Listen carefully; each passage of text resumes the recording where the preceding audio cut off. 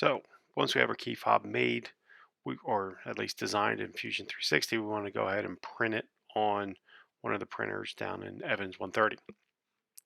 So to do that, first thing I do, at least in the Mac, it may not be the case with the Windows, but I have to launch Cura. Fusion 360 will try to launch Cura and it always fails. So I launch Cura ahead of time. Cura is the software that basically takes solid objects and slices them or translates it into something that the 3D printer can recognize as, machine code, also called G code, that the, you know, runs the printers and prints everything out. So in Cura, depending on, if you've already done this or it's in your laptop or your, wherever you are, you're going to want to make sure you are connected to the right printer. Every printer is different. Well, every different version of printers are different. So every single one of these has different uh, basic machine code or G code to run it. The printers that are in 130, the four of them there are Ultimakers. You can click on connected printers 1010 2625, I think is the IP address, and number 4 Shaggy is the host. So I'm on the right printer already. So this was a dual or two color print. So I need to kind of do that in Cura to show it how to do a dual color print. So I'm going to right click on the base and go to save as STL. And what's nice is Fusion actually can speak to Cura. So I can say send a 3D print utility, and then I point it to Cura the first time and it kind of remembers where that is. And there is the base. Notice there's no letters on it. This is just the base. All right. Go back in here again and go to the text, right click on it, save as STL. STL is the file type that these slicer engines recognize, one of them, and click OK again.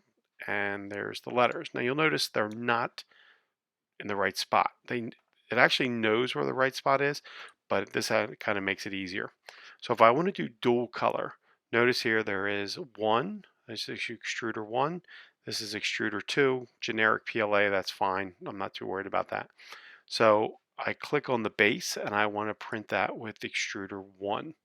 And I'll have to go to the printer, or you'll have to go to the printer and see what colors are in there, and load color if you need to or whatever.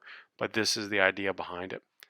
And then I click on the letters, and right now it's doing it with extruder 1. I'm going to click down here, print selected model with extruder 2. All right. So now I have this one saying extruder 1. This one is saying extruder 2. That's what I want.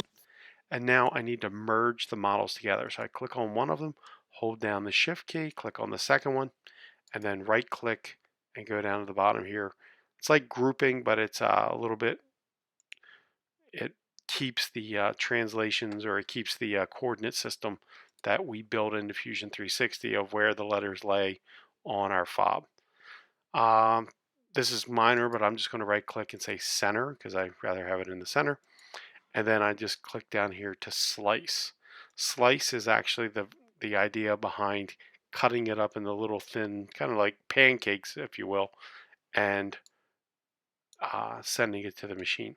So from here, since I'm at home and I'm not connected to the network at school, it says save to file. If I was at school, it would say actually send to printer. You would click it and then you could select, it says automatic up here. If you're at school, you can click on that automatic and pick one of the 4 printers. So you have to know which printer you're sending it to and making sure it's loaded with the right filament.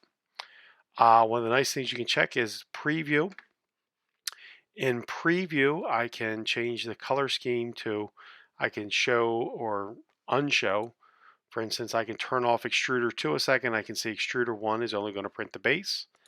I can turn off extruder 1 and leave on extruder 2, and you can see that's only going to print the letters. I can also do layers. This is going to be 27 layers, and you can kind of see how that's going to go. I can work my way up, and then it prints the letters.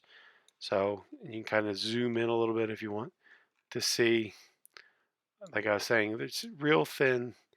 In this case, the layers are 0.2 millimeters. So 5 of these layers are 1 millimeter. So very thin layers. And this is even considered the fast one. You can actually switch this down to 0.15 or zero point 0.1, but we're not doing anything real special here. So it's a nice square. Um, we don't need any type of curves or anything. So you're not doing a statue, anything like that. So you don't need that fine detail for um, you know curves that you're trying to go around, things like that. Now in this direction, that's fine. What I'm talking about, the curves are in the Z height.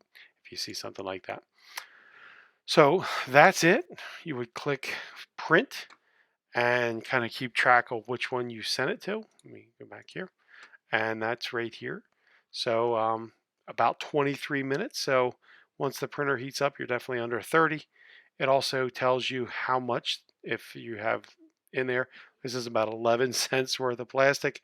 And it'll also show you how much of each one of the filaments you're using. So the base is using 4 grams or about a half of a meter of filament. And the letters are using about a tenth of a meter of filament. So not much at all. So fairly cheap. And that's it. If you wanted to send this to another printer, you could go up here and, save this to an SD card or save this to a USB drive, anything like that, and then actually carry it over to the printer you wanted to print with. All right. So that's a quick overview of Cura. The default settings work good for this. This is kind of why it's chosen.